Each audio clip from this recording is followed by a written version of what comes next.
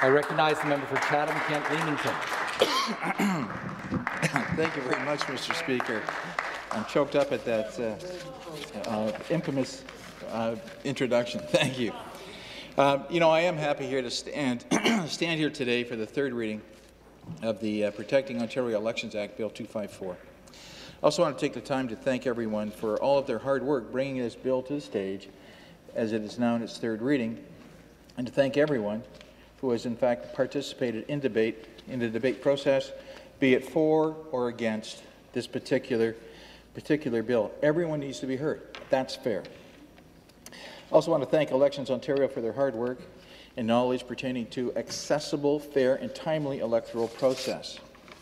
Now today, as I talk about the Ontario Elections Act, Bill 254, I also want you to think about all the history as we talk about why democracy is so vital to us Canadians, why democracy makes us strong, and why we have come such a long way from the start of the democratic process to where we are today, and why these reforms are important in molding the democratic process as Ontario and the bigger picture of Canada as we adapt and mold ourselves to the change of the times.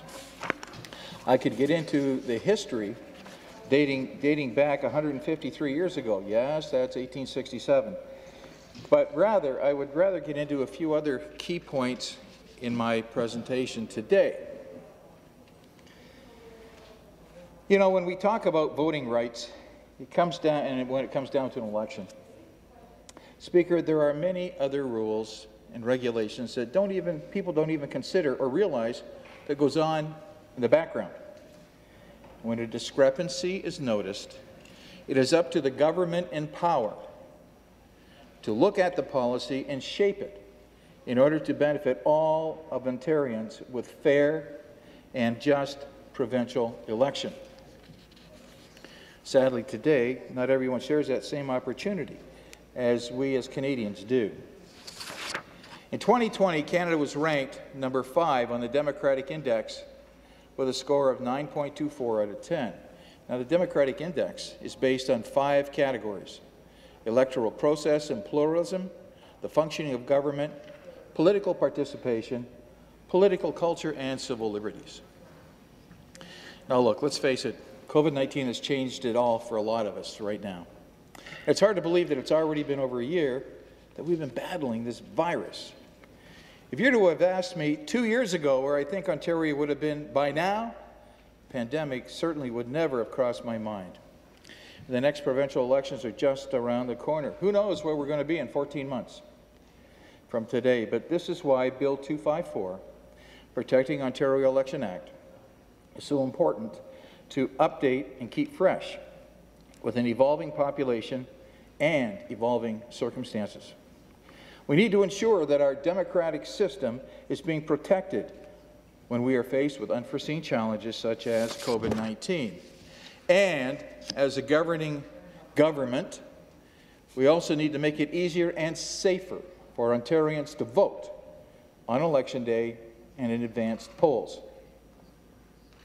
As my colleagues have mentioned in previous presentations, this bill will change a few aspects of our election process, strengthening the integrity of our election processes, protecting Ontario's necessary voice for our democratic process, ensuring fair treatment and participation of all parties and participants, and being able to adapt but yet still connect to Ontario with new voting machine technologies and the growing importance of social media influences.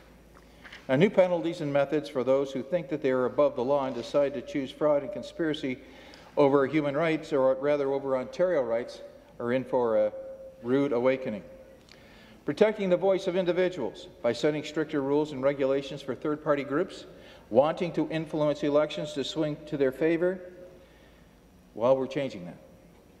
Updating this Act is critical, and this government is taking time to do so. Voter accessibility has always been important to us, but the importance has never been so obvious than when it is in a worldwide pandemic such as COVID-19. It's impacted the election process across all of Canada, and since we don't know where we will stand by Ontario's next election, it is best to take the proper precautions now. Ensuring all Canadians, and of course all Ontarians, are able to safely access voting is fundamental. Think of this impact for Northern Ontario and faraway rural communities who may already struggle. If passed, the Protecting Ontario Elections Amendments would increase the amount of flexible advanced polling days from 5 to 10 days. This is because our government sees the need to make it fair for everyone to get the chance to vote, especially in the northern and rural communities of Ontario, where voting needs to be planned accordingly to travel distances. This is our government's way of also thinking of the shift workers who are on tight working schedules to have a voice while still being protected from COVID-19 and limit the number of people in polling stations. And we're doing this to increase voter turnout by helping make voting easier. The people of Ontario should be heard, and not being able to vote is not an option. Now look, as technology advances, so should we.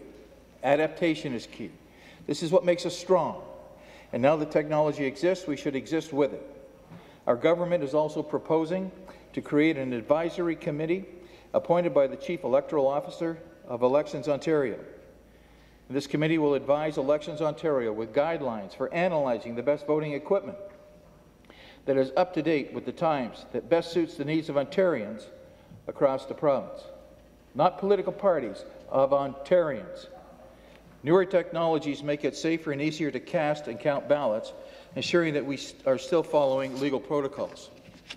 So let's talk about the enforcement of it for just a moment. You know, following rules and regulations is what makes this whole system worthwhile and work so well. If people were able to easily cheat and influence elections, the whole process of democracy, well, you know what it does, it collapses. Enforcing how we run elections is a large part of Elections Ontario.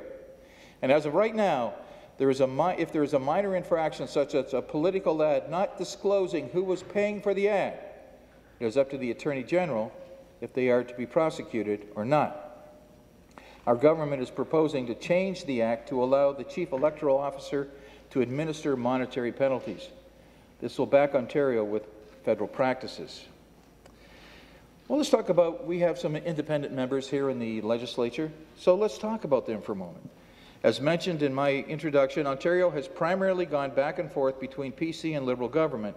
We are amending the Act to allow easier access to third-party members in order to have similar access to opportunities that those running with a backed party may have. The government wants to make it fair for all. We're proposing to allow all elected independent MPPs access to constituent associations. We're also proposing individual parties get related benefits, which would include fundraising outside of election periods. Qualifying for constituency association voter subsidies is yet another benefit. And they're allowed to keep the surpluses. As a democratic province and country, it is anyone's right to run, backing their own beliefs, creating their own platform. It is only fair that the electoral process makes it easy to do so.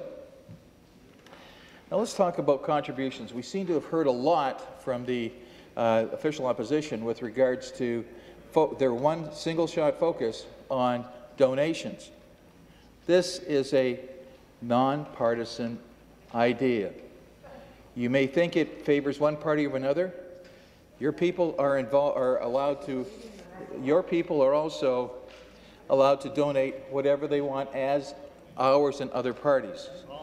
So look at Southern Ontario, looking at the southern neighbour, we see millions, definitely more, recently, the billions of dollars that are spent campaigning and running their elections each period. Ontario isn't bad, but Elections Ontario has noticed an increase in funding by third parties going from thousands to now millions of dollars. In Ontario, especially, Ontario election advertising has now become larger than federal elections. An interesting statistic in 2018 elections pointed out that third parties spent over $5 million in 6 months before and during the whole election process. This statistical increase is why our government is stepping in. We want to close the loopholes. We want to keep the electoral process central to Ontario. and as we go through an economic recovery, ensuring our critical democratic institutions remain supported. If these amendments are passed, it will change 4 key areas. The first, we are wanting to double the person contribution limits from $1,650 to $3,300 per year. Now, Speaker, I've wrestled with this thought, and I know that if it happened on our side, the opposition would be all over it. Earlier this afternoon, we heard the member from Nicholls comment with regards to donations, and she used the terms white privilege old men. I take offense to that. I'm not old, but I'm standing up for those white privileged old men in my riding and throughout Ontario. That should never have been allowed, and I would ask that that member would consider, an apology, because if we had made a comment like that, they'd be all over us. So I'm just throwing that out there. I took offense. I know that she didn't mean malice by it. I have a lot of respect for the member from Nicholls. I truly do. But it's just the way you said it, how it came out. Then again, I just wanted you to be aware that some people took offense to that, okay? Raising the contribution limit to $3,300. Which is voluntary. This hair is not white. This hair is known as Arctic blonde. Just to be clear. Just to be clear. Now, look, raising the contribution limits allows Ontario to be central compared to other Canadian provinces for individual donations. The new limit is still 23% lower than Alberta, 34% lower than Manitoba and Nova Scotia. And so, again, and secondly, COVID-19 has had a huge economic impact on our economy, and that is why we want to extend the per-vote subsidies until December 31st, 2024, at the rate of 63 cents per vote. Now, we understand that these are struggling times, and economic recovery doesn't happen overnight. So thirdly, we want to continue on the decision to ban corporate and union donations. We want third-party advertising spending limits stopped at 12 months instead of the original 6 months before an election. Reducing the influence on third parties allows for a fair and just election to take place in Ontario. And lastly, clearly outlining collusion in the Act to protect elections from third parties messaging with political parties.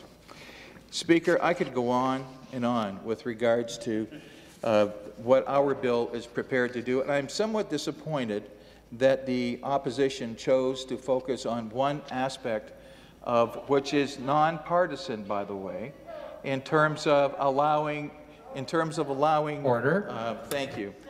Thank you. I'm a little bit upset at the fact that they just did a single shot on one aspect and one spot, and that was basically the focus of their entire debate on this bill 254. So, Speaker, you know what? Again, I want to thank everyone for giving me the opportunity. We are constantly evolving as a society, and our laws do need to mirror changes.